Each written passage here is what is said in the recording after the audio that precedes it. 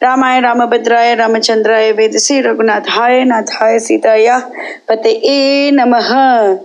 Uttarakhand, chapter number 63. Sage Vasistha and King Nimi. The recitation begins now. I have thus given unto thee an account of the curse imprecated on King Mriga. Listen if dost thou wish to hear of any other theme. Rama having said this, Lakshmana replied, I am not satisfied with the account of those wonderful stories, O beloved king.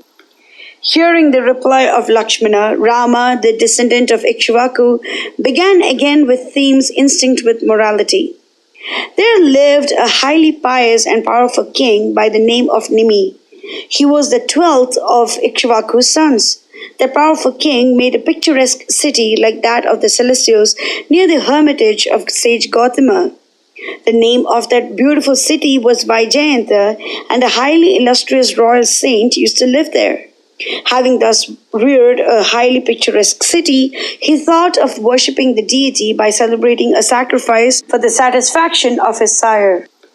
Having thus resolved and invited his sire Ikshvaku, the son of Manu, he first welcomed the celestial saint. Nimi, the descendant of Ikshvaku, then welcomed the saints Atri, Angiras, and Bhrigu, having asceticism for the wealth. Thereupon Vasistha said to Nimi, the foremost of royal saints, I have already been engaged by Indra.